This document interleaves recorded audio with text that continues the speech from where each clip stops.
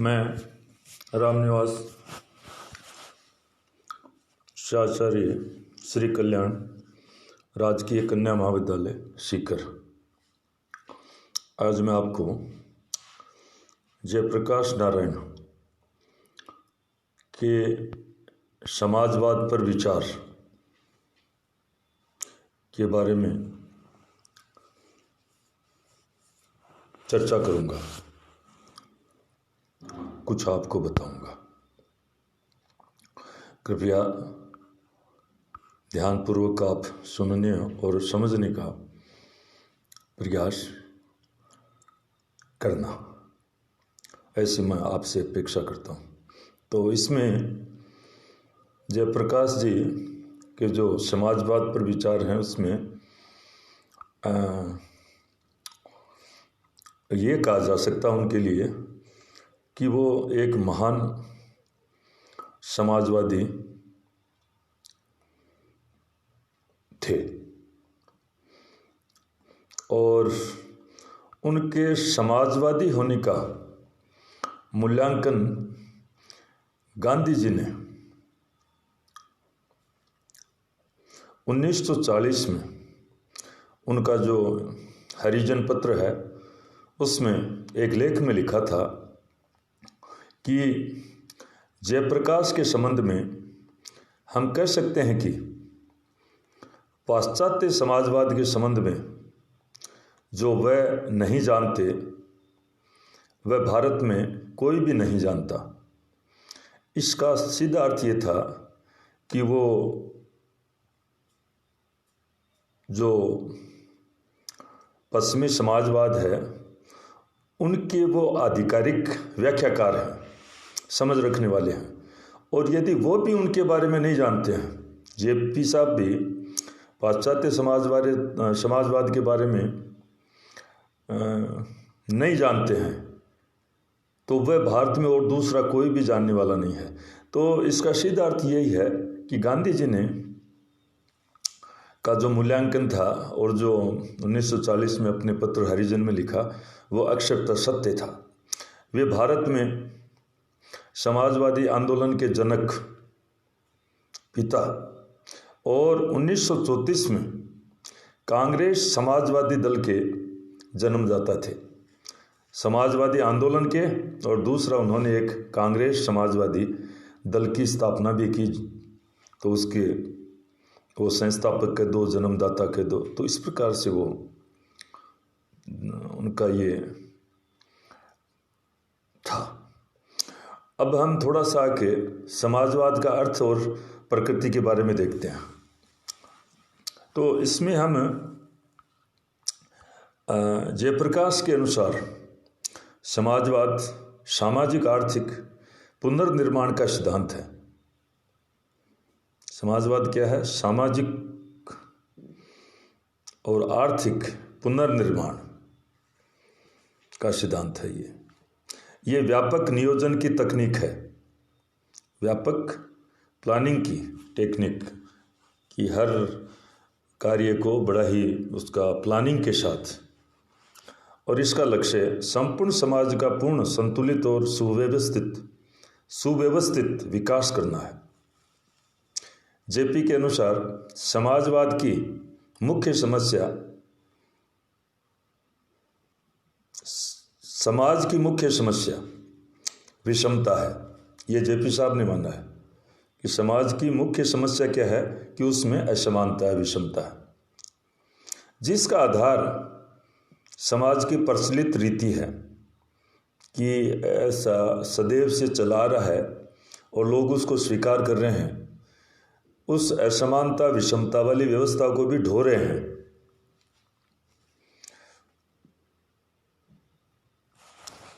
विषमता का एक बड़ा कारण संपत्ति के प्राकृतिक साधनों व औजारों उत्पादनों के साधनों पर एक वर्ग अपने लाभ के लिए स्वामित्व कर लेता है।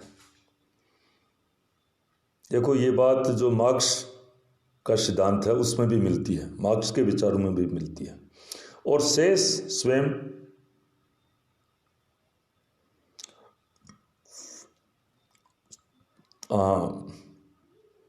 तो इस पर इन सारों पर एक वर्ग का आधिपत्य हो जाता है और वह वर्ग अपने लाभ के लिए ये सारा सब करता है।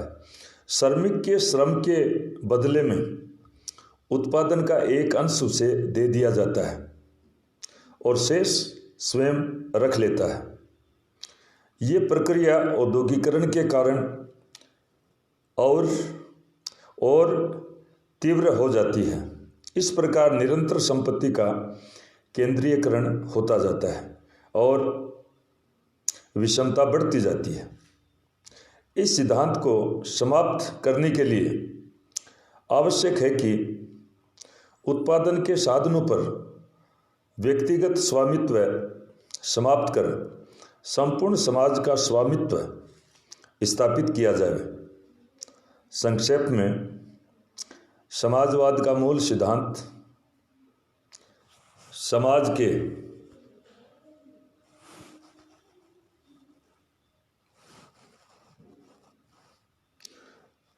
के साधनों का समाजीकरण है। उनके इन विचारों पर मार्क्सवाद का स्पष्ट प्रभाव दिखाई देता है। तो देखो, इसमें हम ये देखते हैं कि समाज के जो प्राकृतिक साधन हैं और उत्पादन के और भी जो औजार और उत्पादन की जो तकनीक है, उस सब पर समाज का एक छोटा वर्ग आधिपत्य स्वामित्व स्थापित कर लेता है और ये स्वामित्व वो अपने लाभ के लिए करता है और उसमें जो श्रमिक श्रम अपना सेवा देता है, उस श्रमिक को या श्रम को उस उत्पादन के एक छोटे से भाग, एक अंश श्रमिक को भी दे देता है श्रम की सेवा के बदले, और बाकी सारा का सारा वो स्वयं अपने पास रख लेते हैं।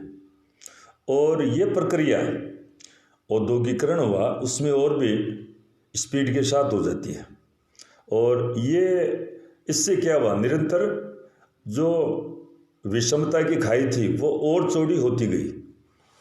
ये और दर्दपूर्ण समाज का विभाजन होता गया। तो इसमें जेपी साहब चाहते थे कि जो संपत्ति पर व्यक्तिगत स्वामित्व है, उसके स्थान पर समाज का स्वामित्व स्थापित किया जाए, जिससे ये जो समाज की विषमता है ये इसको समाप्त किया जा सकता है और साधनों का समान वितरण, समाजीकरण उनका मूल सिद्धांत है समाजवाद का, कि समाज के जो भी उत्पादन के साधन हैं, संसाधन हैं, उन पर पूरे समाज का समाजीकरण होना चाहिए, स्वामित्व होना चाहिए, या साधनों का पूरा सामाजिकरण होना चाहिए, पूरे समाज का उस पर, पूरे समाज की सहभागिता उसमें हो। और ये जो बात कही है, इस पर पूरा मार्क्सवाद का जेपी साहब पर प्रभाव था। जयप्रकाश नारायण का समाजवाद मार्क्स और गांधी के विचारों में समन्वय का प्रयास भी था। वो इस प्रकार से था कि मार्क्सवाद में जो खूनी संघर्ष की बात है, क्रांति की बात है, वो थोड़ा सा उसको लेकर जेपी साहब की सहमति नहीं थी। वो इसके लिए, परिवर्तन के लिए गांधीवादी साधन तरीके, अहिंसात्मक तरीके, तो उसको वो आवश्यक, तो ये दोनों में एक सामंजस्य स्थापित करने का प्रयास था। तो यहाँ पर अब मैं थोड़ा सा वो ले रहा हूँ कि कहना चाहिए कि 1922 से लेकर 1929 तक जेपी साहब का अध्ययन अमेरिका वगैरह में और विद्यार्थी जीवन में वो मार्क्सवाद से काफ़ी प्रभावित थे और 40 तक प्रभाव वाली स्थिति रही। इसके बाद में उनका मोह भंग हो गया और वो इसकी आलोचना भी करने लगे। तो उस जो आलोचना थी करने लग गए, उसके कुछ कारण थे। कुछ इस प्रकार की घटनाएं घटित हुई और उसकी आलोचना के जो मुख्य आधार हैं वो इस प्रकार से हैं कि भारतीय साम्यवादी दल सोवियत संघ से नियंत्रित होता है। उनको भारत से ज़्यादा सोवियत संघ की चिंता होती है। जो भारत का साम्यवादी दल था वो सोवियत संघ के साम्यवादी दल से संचालित होता था, वो सोवियत संघ से संचालित होता था। तो ये थोड़ा सा इसको लेकर जेपी साहब का चिंतित होना स्वाभाविक था। दूसरा, रूस की घटनाओं से निराशा। स्टालिन की एक प्रकार से तानाशाही और दलीय अधिनायकवादी, एक दल का अधिनायकवाद वहाँ पर स्थापित हो गया। देखो क्या होता है, जो सोवियत क्रांति हुई थी तो उसमें यह था कि भाई कुछ समय तक सर्वहारा अधिनायकत्व रहेगा ट्रांजिशनल पीरियड के लिए, परंतु स्टालिन वगैरह ने सत्ता संघर्ष को अपनाकर और अपने विरोधियों को और सत्ता का बिल्कुल इस प्रकार से केंद्रीयकरण करना चाहिए वो कि अभेद दुर्ग, चारों तरफ लोहे की दीवार बनाना, इधर से उधर एक विचार आवाज़ का भी इधर से उधर नहीं जाना, इस प्रकार से परिंदा भी पैर नहीं मार सकता। तो इस प्रकार का जीवन है वो बड़ा वो हो गया और सत्ता एक जगह केंद्रित होगी। तो इससे इसको लेकर जेपी साहब चिंतित थे और इससे भी उनका इससे मोह भंग हो गया। और तीसरा, लक्ष्य से भटकाव, वर्ग विहीन, राज्य विहीन तथा स्वतंत्र व समान व्यक्तियों के समाज का लक्ष्य लेकर चले थे। जो सोवियत क्रांतिवीर और लेनिन का जो सपन था उसमें यह था कि भाई, और मार्क्सवाद की जो थ्योरी थी उसमें यह था, और साम्यवाद की परिणति इसी में इसकी सफलता को लेकर थी कि वर्ग विहीन, राज्य विहीन समाज की रचना होगी, जहाँ न तो कोई क्लास स्ट्रगल होगा, कोई क्लास किसी प्रकार का वर्ग नहीं होगा, न स्टेट होगा, स्टेटलेस एंड क्लासलेस समाज होगा। परंतु ये संभव नहीं हुआ। उल्टा सोवियत संघ में राज्य है वो और भी ज़्यादा पावरफुल हो गया। तो और व्यक्तियों की स्वतंत्रता और समानता की स्थिति भी, वो जो समानता जो वो स्थापित करने जा रहे थे वो उसको समानता न कहकर एक प्रकार से मनुष्य वहाँ पर और भी टूल के रूप में, एक यंत्र के रूप में की स्थिति में आ गया, टूल के रूप में उसकी परिणति हो गई। तो ये इससे भी उनका भौतिकवादी और नैतिकता विहीन। जेपी का मानना है कि व्यक्तिगत स्वतंत्रता व नैतिकता के अभाव में किसी समतायुक्त समाज का निर्माण संभव नहीं। समाजवाद के अंतर्गत मानव सभ्यता को नैतिकता विहीन आधार प्रदान किया जाता है। भौतिकतावाद इसमें और नैतिकता विहीन, तो ये जो इस प्रकार का उनका जो चिंतन था, इससे समतायुक्त और एक कहना चाहिए कि संस्कार युक्त, संस्कारित समाज का निर्माण संभव नहीं है। और वहाँ पर ये चीज़ें थी नहीं। और साम्यवाद के अंतर्गत मानव सभ्यता को नैतिकता विहीन आधार प्रदान कर दिया गया। तो ये भी एक बड़ा जेपी साहब के लिए परेशानी का कारण था।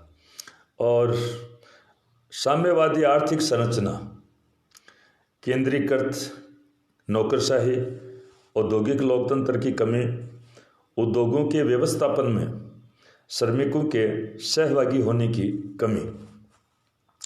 जो साम्यवादी आर्थिक संरचना है उसमें नौकरशाही का, केंद्रीकृत नौकरशाही और औद्योगिक लोकतंत्र, लोग इंडस्ट्री में भी किसी प्रकार का डेमोक्रेसी, जो सबके सहयोग से सबको साथ लेकर, इस प्रकार का कुछ नहीं। और उद्योगों के व्यवस्थापन में एक उद्योग दूसरी जगह, तो श्रमिकों का जैसे एक जगह से दूसरी जगह आना जाना, काम करना, ये सारा सब एक बंद व्यवस्था के रूप में स्थापित हो गया। तो जो उस सोवियत संघ की जो या साम्यवादी जो आर्थिक संरचना थी उसमें ये और भी एक प्रकार से खतरनाक स्थिति आ गई। तो यहाँ पर मैं आपको धन्यवाद ज्ञापित करना चाहूँगा कि आपने ध्यानपूर्वक सुना और समझने का प्रयास किया, और इसी के साथ मैं मेरी वाणी को विश्राम देते हुए एक बार आप सबका पुनः धन्यवाद ज्ञापित करता हूँ।